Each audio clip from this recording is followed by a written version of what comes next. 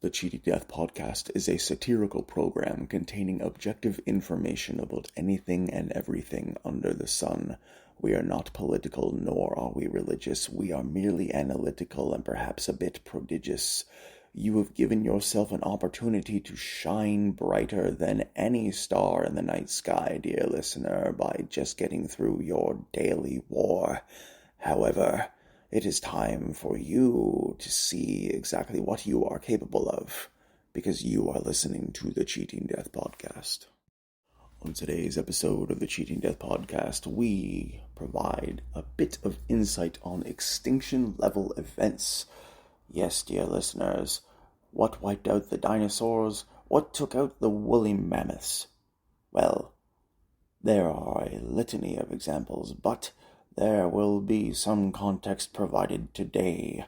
We also provide you with an all-new joke of the episode, an all-new top 5 list of our favorite protein snackos, and of course, what would the program be without a new Annihilation Announcement? So, dear listener, by now, you know what to do. Grab yourself an iced coffee and put your feet up on that table and allow us to tell you how you can cheat death.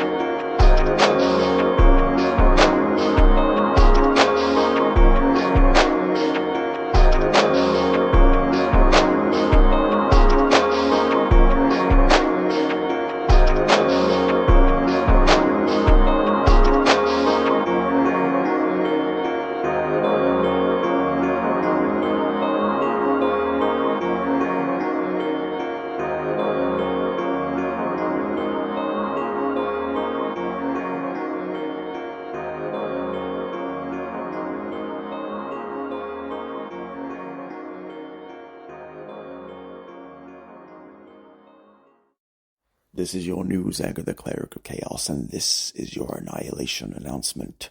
We ask ourselves many questions over the course of our lives. Who are we? What is it that we need to do to better ourselves? And how can we move forward as small examples? Litanies of time and numerous points of contention later, we look in the mirror and see exactly who we were designed and built to be. Ask yourself a very, very direct question. See what you can see. Focus on what you can focus on. When we ultimately become too saturated and too inundated with external stimuli, we lose sight of the true point of improvement, of enhancement, of being able to move forward, of being able to do our best to see exactly what needs to be done to bring ourselves to that zenith. But it is all not lost. We alone possess the capability and the desire to move forward in a way that most individuals and most entities would not be able to do if they had your line of sight, if they had your experience, and if they had your particular calamities before them. We always put ourselves in the most difficult and arduous of positions. There is absolutely nothing that any one of us can do to move forward in a way that will be mutually exclusive and beneficial to absolutely every soul, but we can start with ourselves. We can look in that mirror. We can think exactly what we need to think at the time in order to get ourselves beyond that obstacle, beyond that barrier. But does that necessarily mean that we are going to find ourselves at the road to all answers if we just shift, if we just maneuver a little bit? Absolutely not.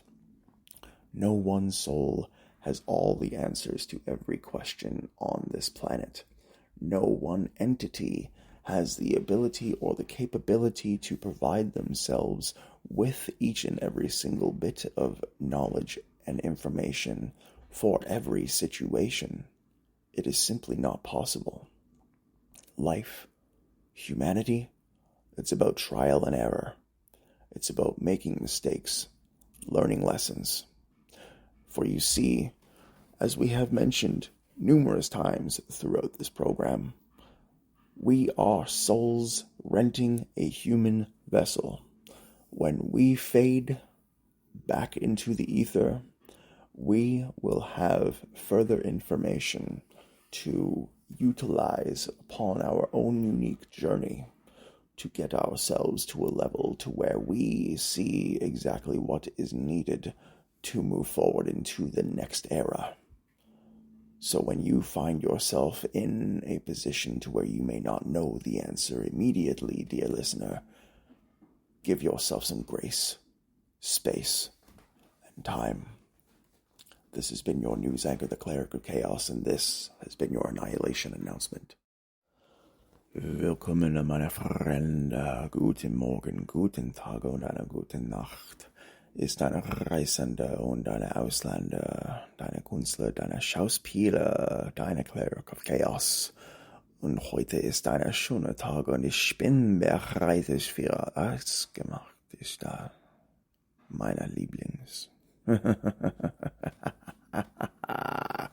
Today we are providing some insight and just going back and forth about extinction level events, dear listeners. You know, the lovely thing that took out the dinosaurs, the lovely events that destroyed the woolly mammoths and preserved them in ice for centuries and millennia to come? Yes, we are indeed discussing these particular initiatives and endeavors.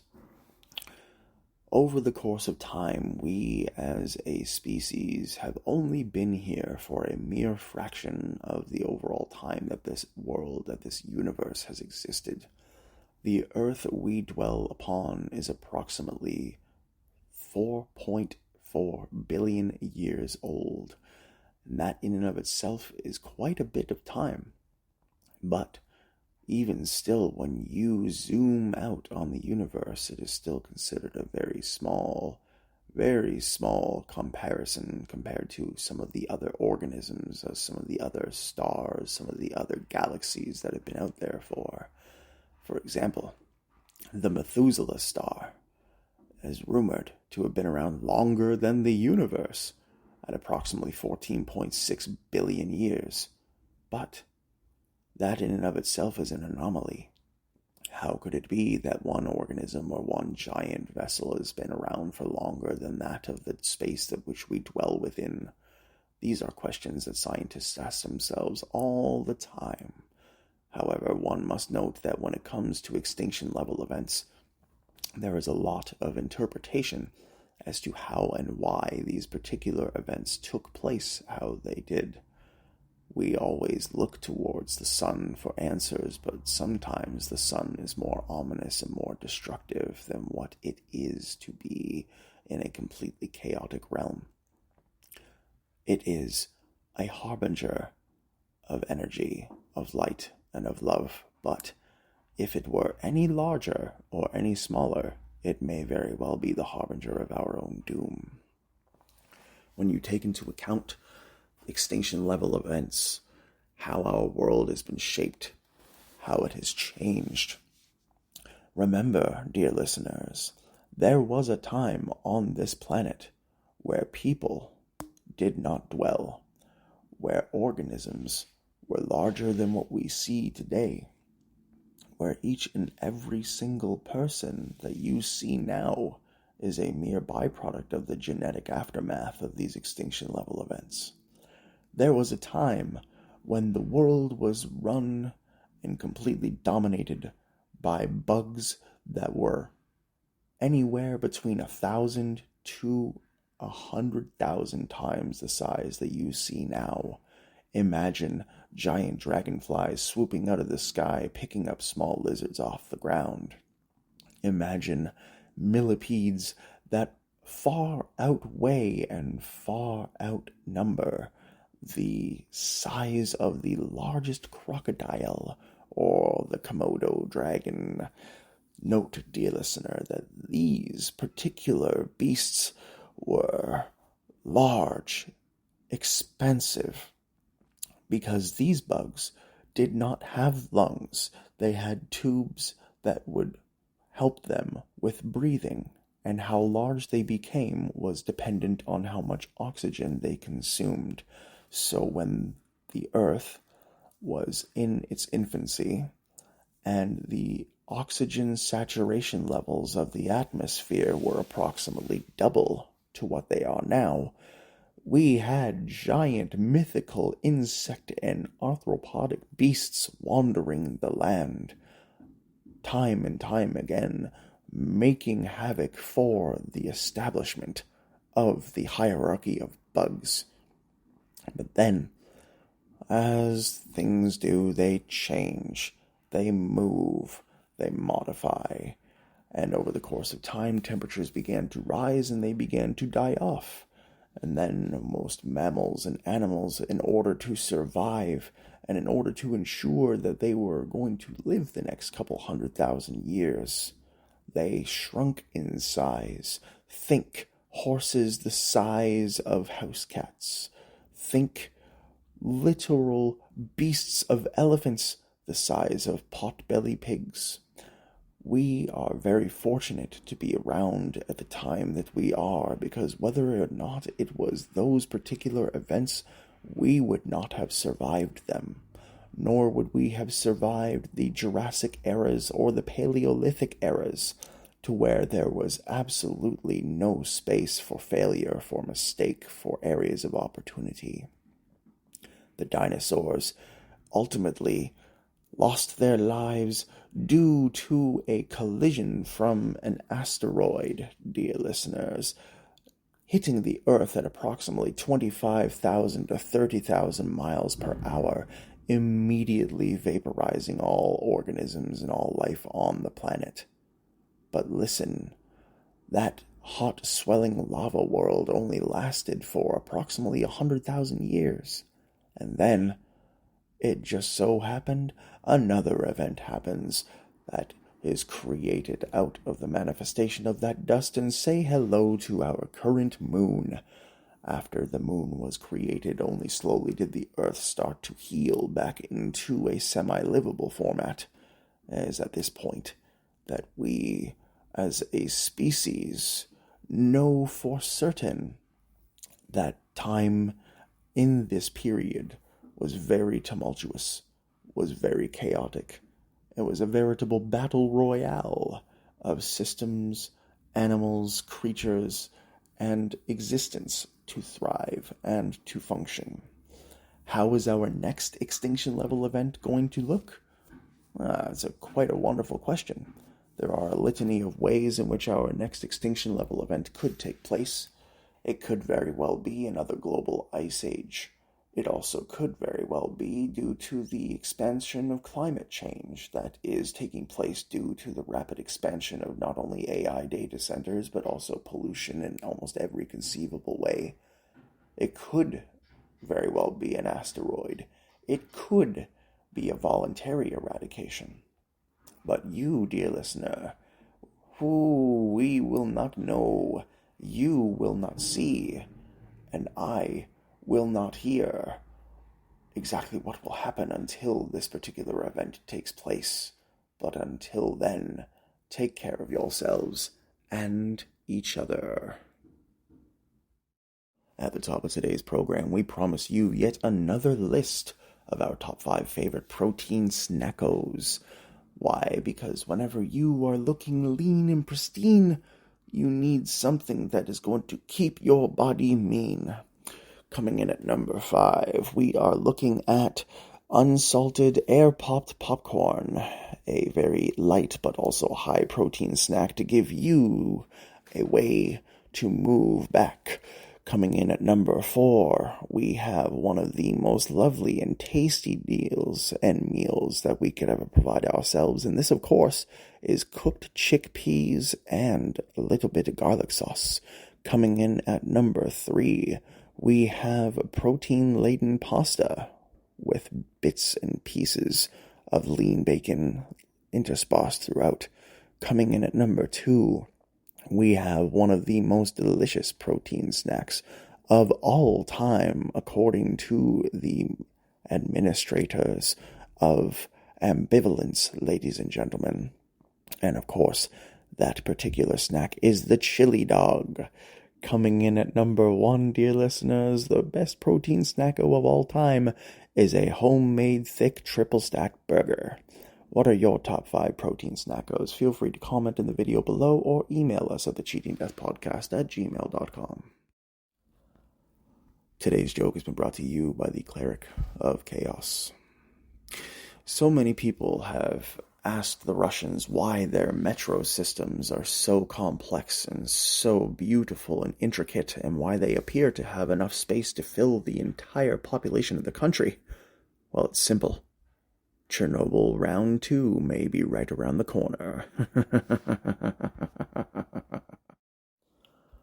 Whether we look back 350,000 years ago as our nervous systems started to develop their current form, or we look 64 million years ago when the dinosaurs used to roam the lands and the beasts of burden were larger than those of whom we are currently aware and acclimated to.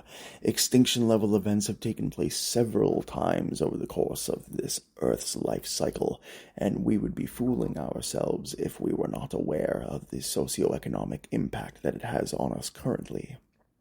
Think about the maps that you have seen in your time in various forms of study. You really think that there are a ton of examples as to how and why these particular events occurred? Of course.